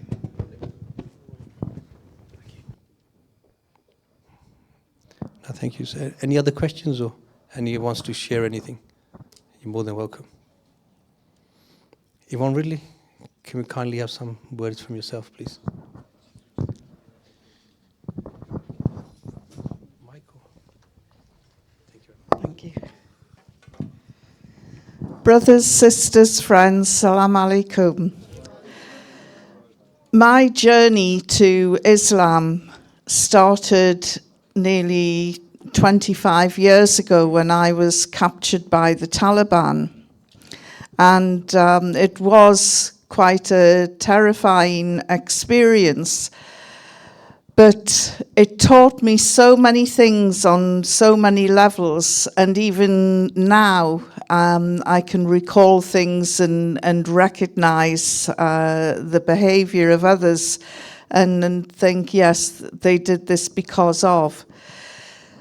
When I was captured, all I knew is what Tony Blair and George Bush had told us, and that was the most evil, brutal regime in the world, and they hated women. So when I was captured, I didn't really think that I was going to survive the night. And so I tried to process what was happening to me and just accept that I was going to be killed. Because that's what these people do. And they're religious fanatics. And of course, looking back now, I can see that after the events of 9/11, somebody had to pay. And it actually didn't matter who, just somebody had to pay. Thousands dead. New York, the Twin Towers in rubble, the Pentagon had been hit. America was at war for the first time since the Brits had burned down the White House. And so it was a huge shock to the system. And I don't know, I mean, everybody looks so young these days compared to me, but I remember distinctly in 2001, after the events of 9/11, that's all we saw on TV. Every 15 minutes, we would see the images of the Twin Towers being hit, the Twin Towers imploding, people fleeing for their lives, stories of what had happened. And this was almost on a loop. 24/7, we were reminded for the next 3 weeks that this terrible attack on America had happened. Now then, as it turned out, they decided that they were going to bomb Afghanistan. There were no Taliban on the 9/11 flights. There were 19 hijackers, all Arabs. The majority came from Saudi, a very good oil-producing friend of Britain and America, and the others came from Qatar and the UAE. So absolutely no Taliban at all were on those flights. And I was working as a journalist, and this was, as I say, 2001, and I was the chief reporter of the Sunday Express. Please don't judge me. It wasn't like it is today. But I wanted to get inside Afghanistan because I didn't believe Tony Blair and George Bush. I thought that they might just be lying.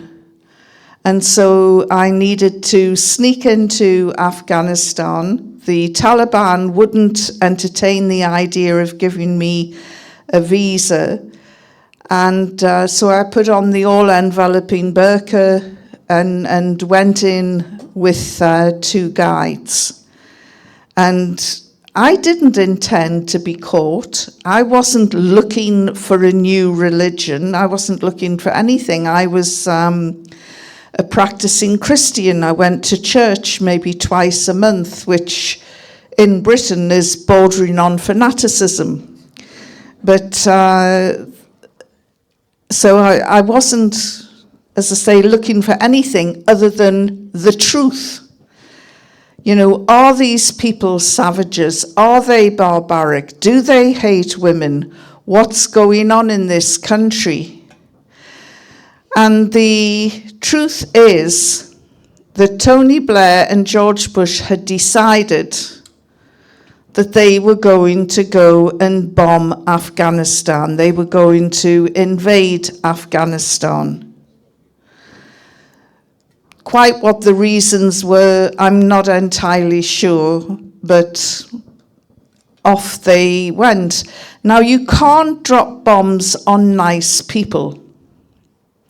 So they spent the next, I think it was 27 days, demonizing the Afghans so that we wouldn't feel too bad at home when we're having our breakfast and we're told America's just dropped $1 million bomb on a $10 hut in Afghanistan.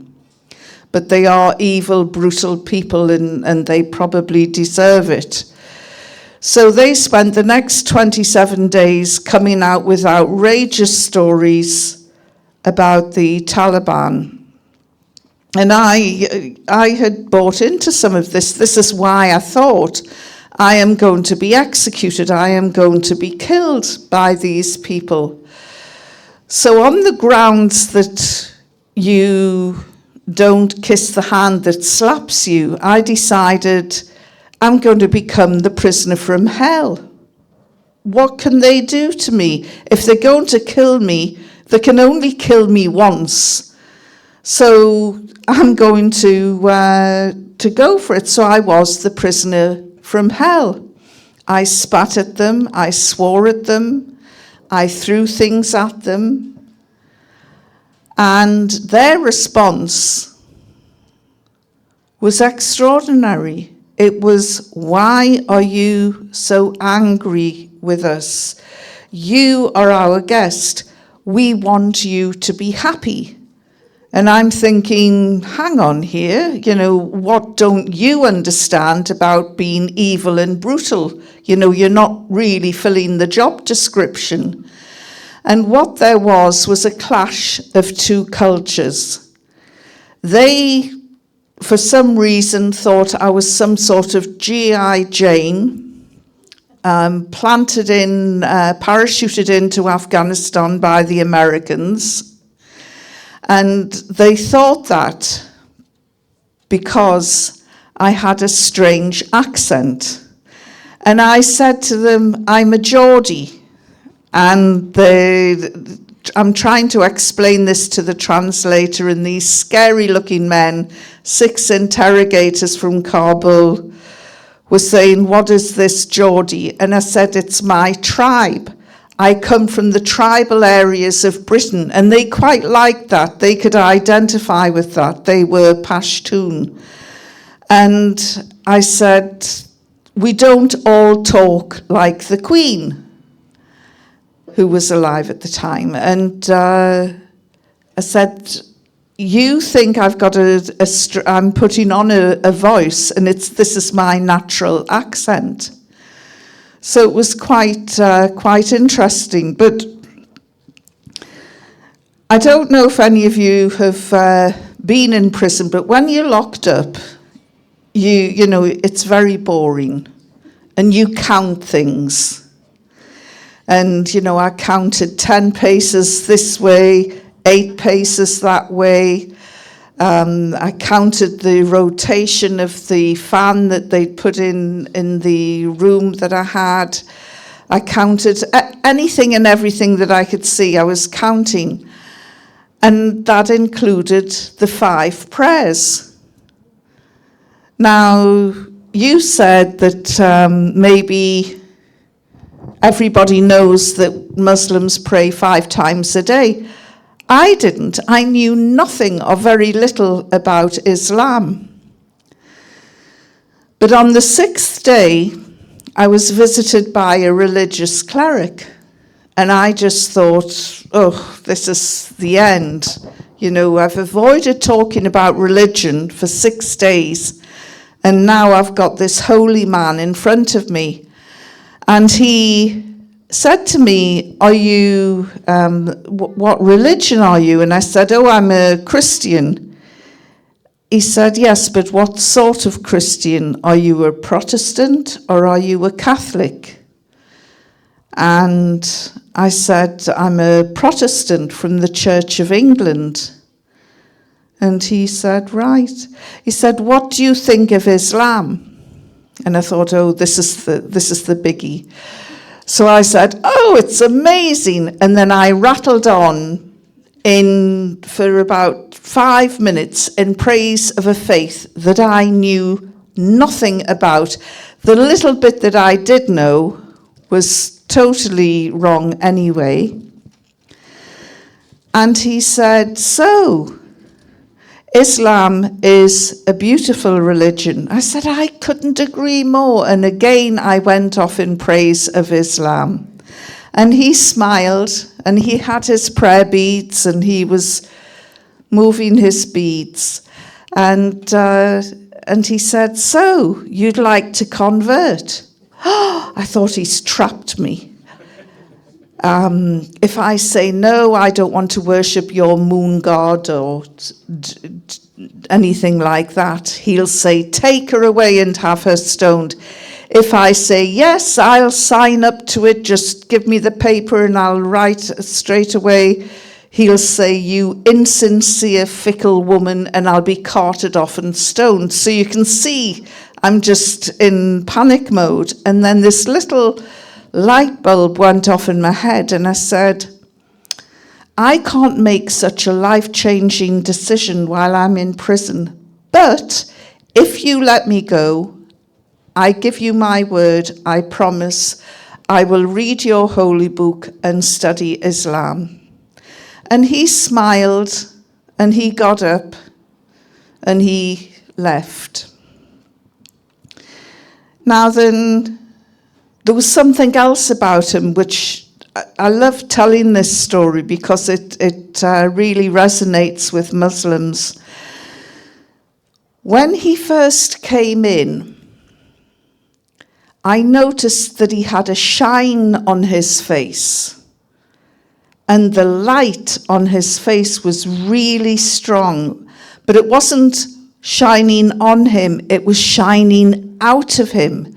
And I'm looking at him and I'm thinking, is he wearing makeup? And I'm trying to get a closer look of where this luminosity is coming from. And of course, I now know that that is the nur, or the natural light that comes from somebody who is particularly pious. And I have seen nur on people's faces before, but never to this degree and intensity. So after he left, that night I was taken out of the prison where I was held in Afghanistan. My hellhole was actually ex-King Shah's Winter Palace, which was quite nice and had a beautiful garden. And then I was driven up to Kabul, and we went straight past the airport. I was told that I was going to go home, but we went past the airport and I was taken into this prison. And I was held there for another 5 days, by which time the war had started. And I really knew what terror was then, and I just thought, I am going to be killed, not by the Taliban, but by British and American bombs. And you can hear a cruise missile dropping from about 20 miles away. These were coming within 1/4 mile of the prison. What I didn't know at that point is that the Americans knew exactly where we were in Kabul, so that area was not going to be bombed. But we didn't know that, and it was absolutely terrifying. The next day after the war had started, I thought, for sure, I'm going to be publicly lynched. You know, people, their schools and hospitals had been bombed. The capital had been bombed, and I thought people will be so angry. They'll march on the prison and demand that we're handed over. But what happened? I was told that I was going home. I was put in a people carrier and I was driven down from Kabul past Jalalabad, where I'd been captured, and taken and handed over to Pakistan. Britain was supposed to be there, and the spiritual leader, Mullah Omar, had said, under no account, hand her over to the Pakistanis, just hand her over to the Brits. But they couldn't, because the Brits didn't turn up for whatever reason. I think later, looking back, they just didn't want me back, other than in a body bag. We were sitting in the people carrier at the border, waiting to go across, and a riot had happened earlier in the day, after the war, and the Taliban diplomat who was looking after me was very concerned that if people found out that I was in the van, that they would riot again. So in the end, he said, we'll just have to hand her over to the Pakistan military who were there. And that's what happened. And I remember as I was walking across no man's land to freedom, I still didn't trust the Taliban, so that when I got out of the people carrier, I got out backwards, and I'm walking backwards and I'm watching them, because I thought as soon as I turn my back, they're going to shoot me. I've been the prisoner from hell, I've upset them all, and they don't like me. The Taliban ambassador gave a press conference, which my mother keeps reminding me about, and Abdul Salim, the Taliban ambassador, said, we are releasing the English woman. She's a very bad woman with a very bad mouth. As I say, my mother was furious. Not with them, but with me, for bringing shame on the house. Once I started walking across no man's land, the media were all there and they shouted, how did the Taliban treat you? And I thought about it, and I thought about how I had behaved towards them and how they had behaved towards me under very extreme, difficult circumstances. And so I decided to tell the truth, and I have never been forgiven ever since. I said they treated me with courtesy and respect, which was true. That was the truth. And a few people have asked me to tell my story, and I'll say to them, do you want the truth? And they always say, yes, of course we want the truth. And when I start and tell the story with all of the details that were involved, some people get up and walk out and are absolutely furious because they have been so brainwashed against the Taliban that they can't bear the thought of anyone saying anything nice about them.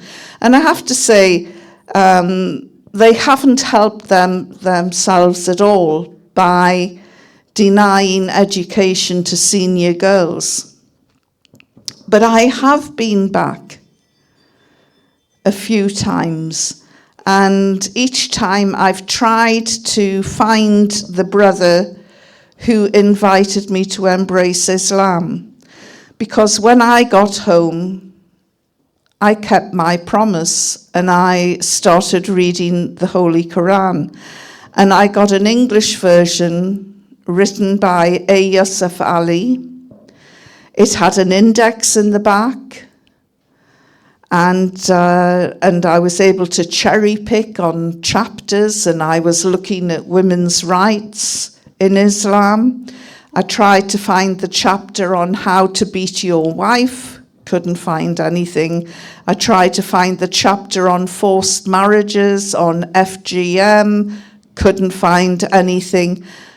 Again, this is all lies that we've been told. What I did find, and as most of you already know, and those of you who haven't read the Quran, I would invite you to read it, because what I found was a book full of love and justice.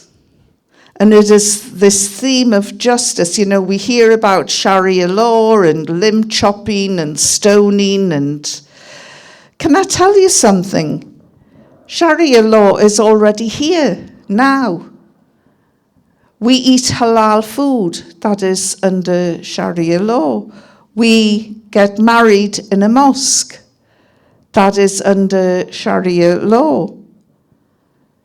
It is nothing to be afraid of, unless, as the brother said earlier, you decide to test the laws of the land that you're living in.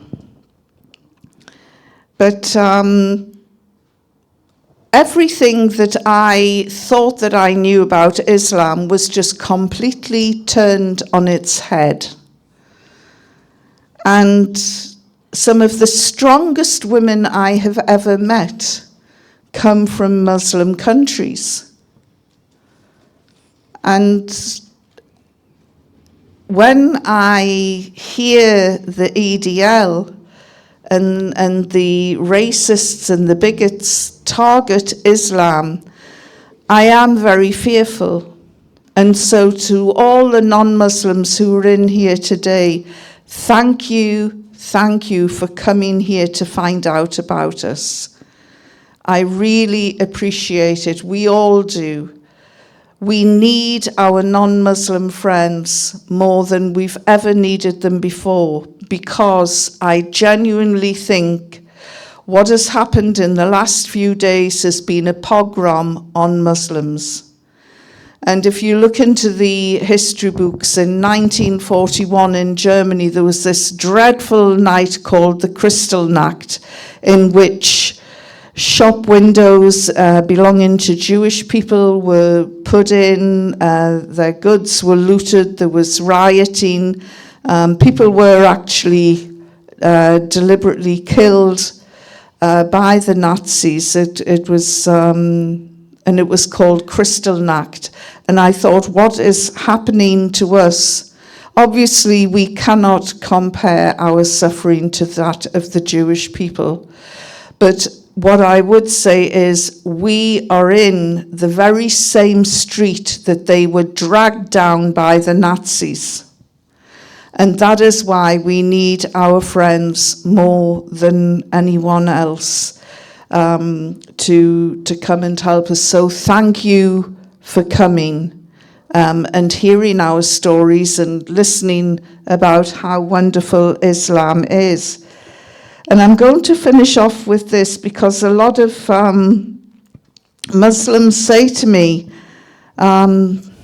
what particular verse in the Quran really changed things for you? Or I have a friend who's thinking of converting, and they're very close, but what verse or chapter, we call them shuras, would you advise? Well, I would say go right to the end and read the final message of our beloved Prophet Muhammad, peace be upon him.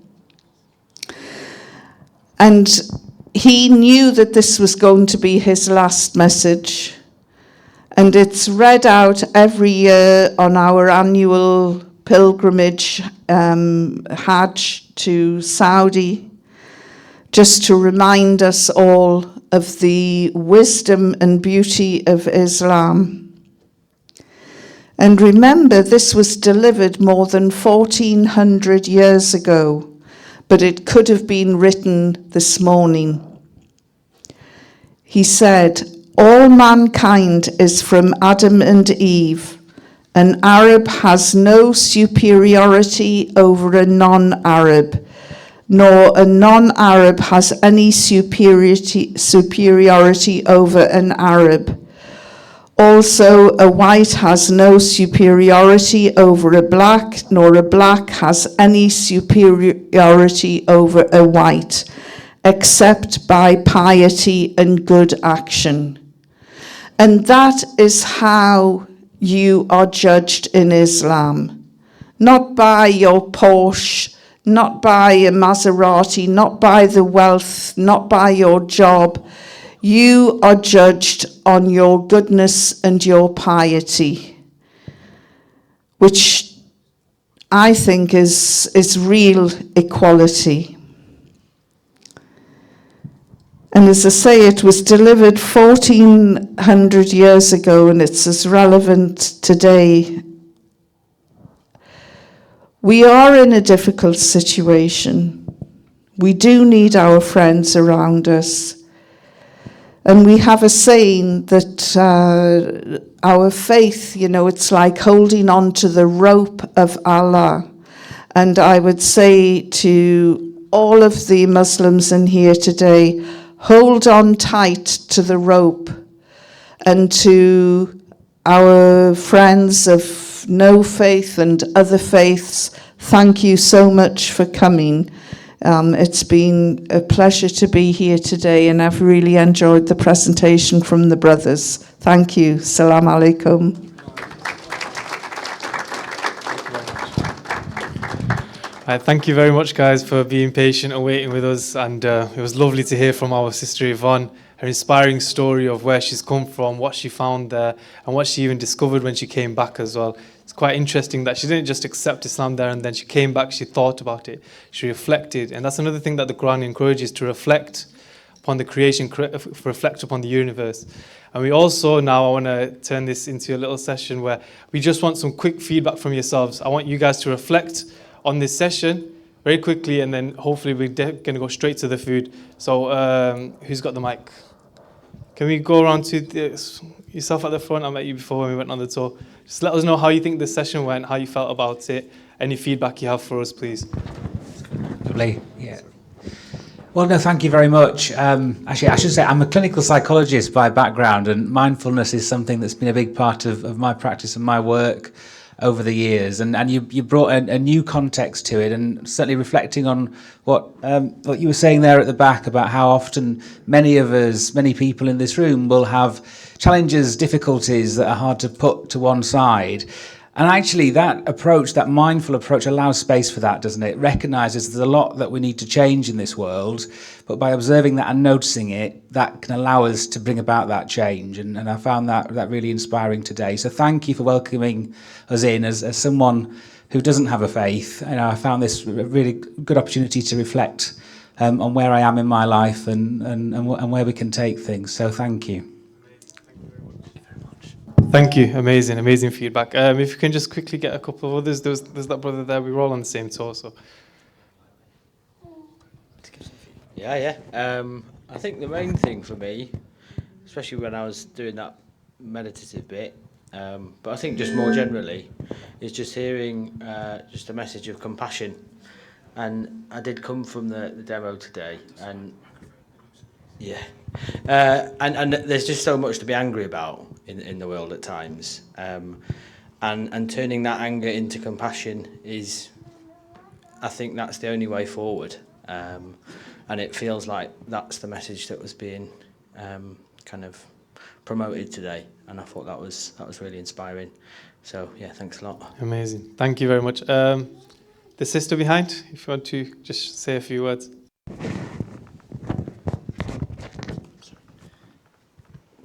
Thank you. Yeah, I just echo what Nick and Matt said as well. We've been made to feel extremely welcome today, and I feel really grateful. And the experience of the meditation, it's something that I've done before in mindfulness in my life, but it was really nice to have it through a different lens. yeah. Much. Thank you. Also, by the way, if you scan this QR code, there is a 30-day challenge. So you scan it, you get it straight away. You sign up to a 30-day challenge, you'll get an email and everything. We'll just quickly get one or two more. Lester,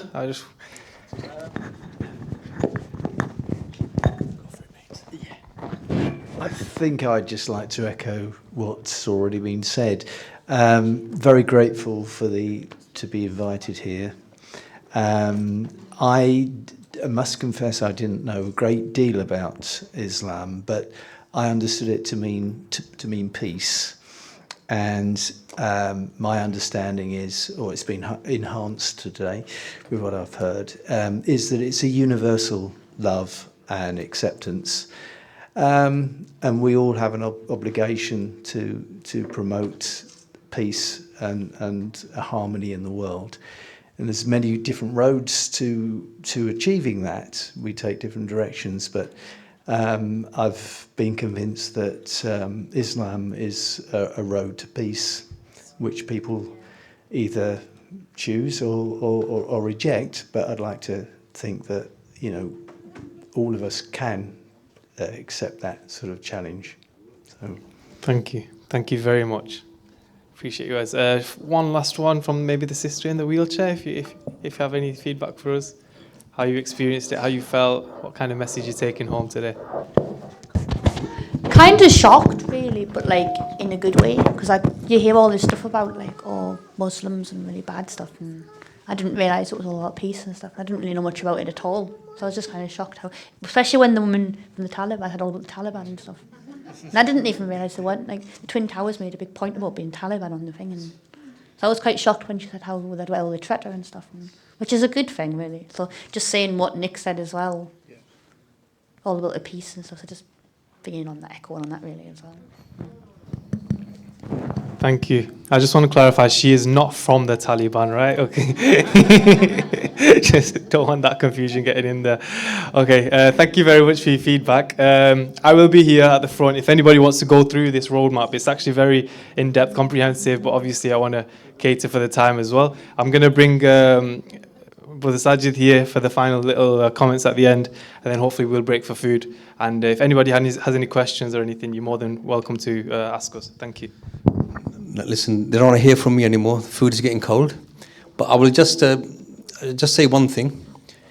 You obviously gathered this isn't just a speech, it's a transformational program, and we're aiming for world peace. But I'm just going to leave you with the words of, now the West has really brought this scholar, poet up to heights, yeah? Who's heard of Rumi? Yeah. Muslim, by the way. So in the words of Rumi, yesterday I was clever, so I wanted to change the world. Today I'm wise, so I'm going to change myself.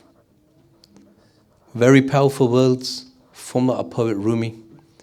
But let's now feed our stomachs so we can change ourselves to change the world.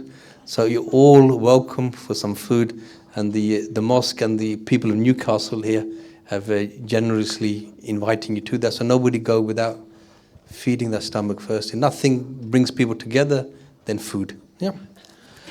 As we know, the curry is British culture now. So thank you, guys.